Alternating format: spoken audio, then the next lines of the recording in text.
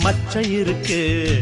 காக்கி சட்டை போட்ட மச்சான் களவு செய்ய கண்ணம் வச்சான்.